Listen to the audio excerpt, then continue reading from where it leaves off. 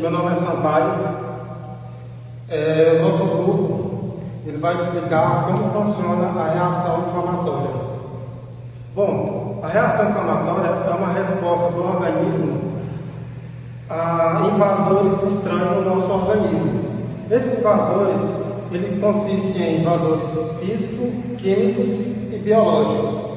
A exemplo de infecções bacterianas, fúngicas, virais e parasitárias, bem como trauma, como corte e penetração, e necrose tecidual, causada por isquemia ou infarto do miocárdio. Os agentes envolvidos nesse processo são mediadores químicos como histamina, prostaglandinas e serotoninas, bem como os agentes envolvidos que pertencem ao sistema imune, que são os leucócitos, macrófagos e neutrófilos. Bem, os sinais cardinais ou sinais principais ou sinais visíveis consistem em calor na região da lesão, rubor ou avermelhidão e tumor. Bom, para complementar mais a fala do colega, a inflamação é dividida em duas fases, aguda e crônica.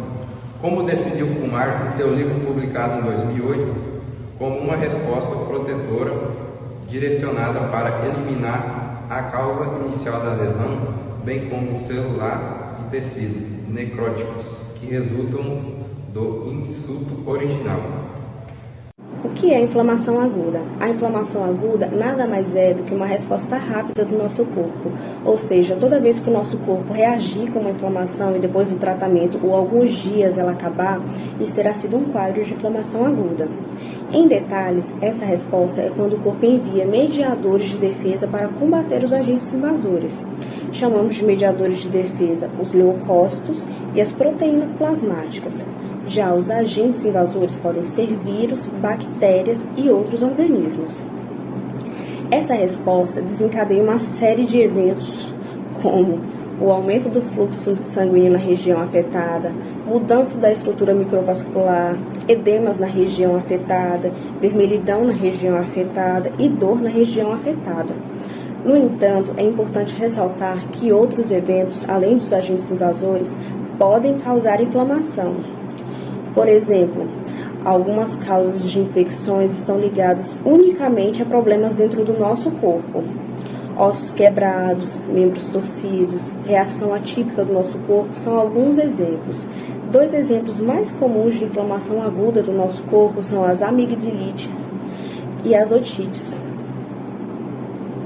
Comentando sobre a inflamação aguda, podemos afirmar que ela é caracterizada por reações vasculares e celulares, que refletem diretamente na forma e produzem aparências distintas. A relevância de conhecer esses padrões morfológicos é que eles estão intimamente ligados a diferentes estímulos e situações clínicas. Quanto à morfologia, podemos dividir a inflamação aguda em 4 padrões.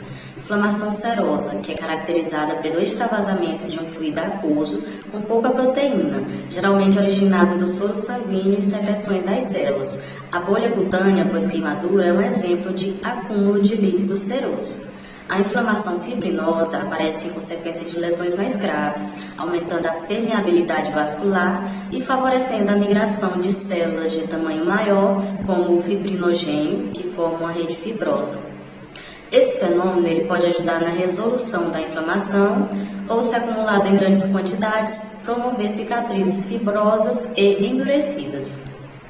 A inflamação purulenta ou supurativa caracteriza-se por apresentar grande quantidade de exudato purulento e organismos biogênicos. O abscesso é um exemplo de inflamação purulenta.